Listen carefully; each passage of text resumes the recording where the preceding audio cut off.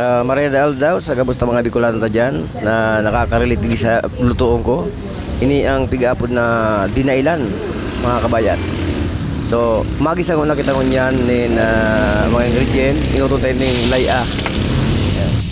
Medyo paluwasan ko na ang hamot kay ning laya bago tayo isunod ini yung sunod na ingredient.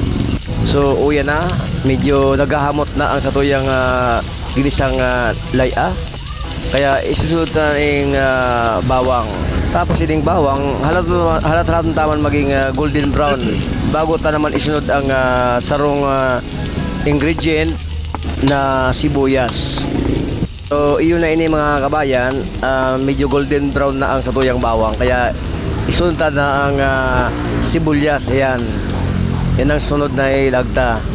Tapos halatong taman yan na mag lumoy-lumoy yung sibuyas na yan, tanganing mahamot magiraray sa luto bago ta isunod ang sunod na ingredient.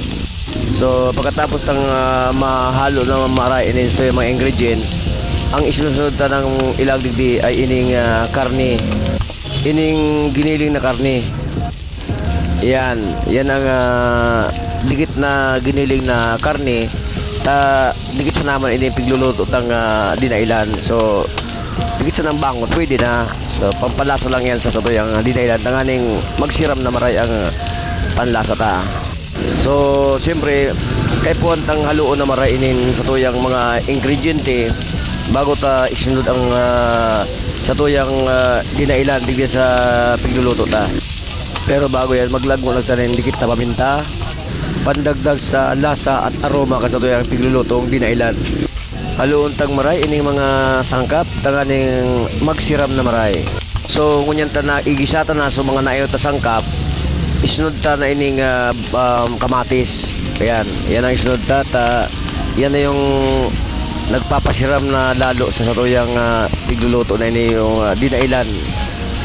Ayan, so mas masiram pag dakul ang kamatis kat sa tuyang dinailan.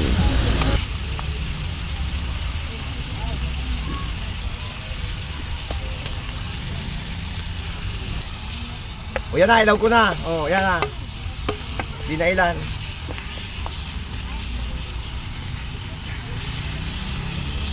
Yan na mga kabayan. Ano na parong sa buli ni ina niya. Yo. Yan mga kapobre. Namamaro na kapobre. Yo. Hindi lagtalang kakangkata. Wag ka na.